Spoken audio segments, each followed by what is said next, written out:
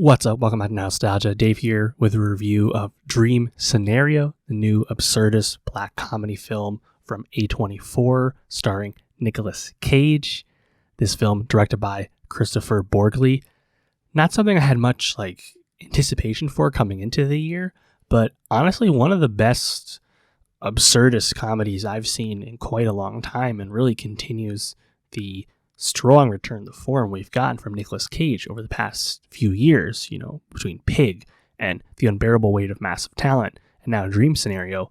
Late period Nicolas Cage has really, I think, come on and become a great actor. He's always been a great actor, but really become a great presence in movies once again, and becoming a kind of a smart piece of casting when you have the role for him. And in the case of Dream Scenario, it just has a dynamite premise.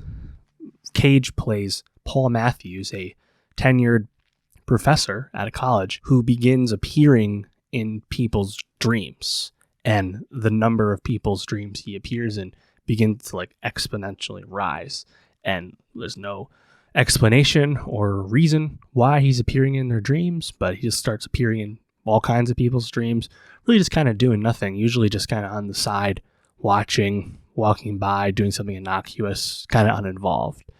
And we see a lot of those dreams presented. There are a lot of fun sequences of watching something absurd or something random, and you see Cage walk by or be on the side, and there's a lot of funny humor with that. And Paul Matthews, he begins to kind of relish in the fame and starts wondering if he can perhaps leverage it into benefiting his life, pursuing a book deal, things of that nature. But his wife, played by Julianne Nicholson, we're skeptical of how this could affect their family. They have 2 daughters.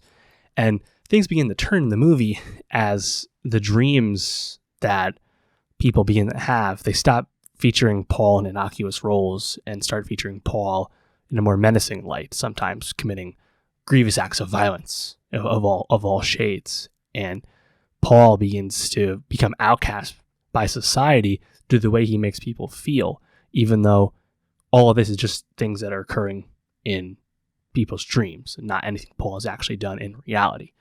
And that premise, I think, is just really compelling. You have this great extended scene where Paul goes to this kind of digital agency called Thoughts ? Who want to kind of leverage his fame and have him endorsing Sprite, ideally, in people's dreams, things like that. Really good performance from the assistant at Thoughts, played by Dylan Galula, as Molly. And Molly is having these kind of really lucid sexual dreams featuring Paul. And there's, I think, a really funny sequence between them in the movie. And, I just think overall this premise, the sincerity but also incredulity that Cage is able to play into the Matthews role, really great. I think all of that's really fun, and the humor begins to subside, and you start to be a bit more concerned as things become more concerning for Paul in life.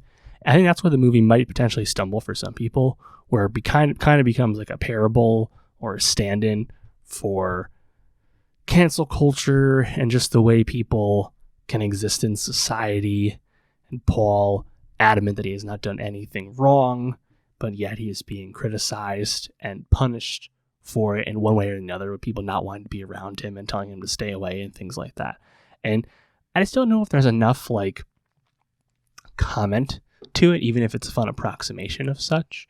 I actually would have liked to see more of what happens at the very end of the film, where we see a cameo from Nicholas Braun as this tech CEO, and he has all these influencers played by various people, including Amber Midthunder, Noah Centineo, Josh Richards, and they're these new dream influencers, this new technology where people can wear these kind of Oura Ring, like wristbands basically, and kind of lucidly control their dreams in exchange for having ads basically placed in their dreams. That's a really interesting premise, and a really, to me, that's kind of more in sync with thematically where the movie was going earlier on, where people's relationship with society and with each other, and how that's informed by commercial forces. That's pretty interesting. I would like more time with that.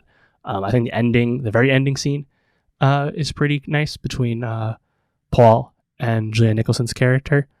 Funny callback to the very beginning. But yeah, I think ultimately it's a movie that probably starts stronger than it ends, but still okay, because I think it was a dynamite presence. It's executed on really well in the beginning, and the Cage performance is like just really dependable. So I was really pleasantly entertained, and Cage continues to really kind of run it up lately in terms of taking really choice roles and doing a lot. This is a very different performance from Pig, but both of those performances are great. So shout out Cage, really making it all the way back, I think. And A24, once again, just another awesome notch in the belt for them with Dream Scenario. But let me know, how'd you feel about Dream Scenario? How'd you feel about the ending? Did you feel it ended as strongly as it began? And for more movie reviews, subscribe, and I'll see you next time.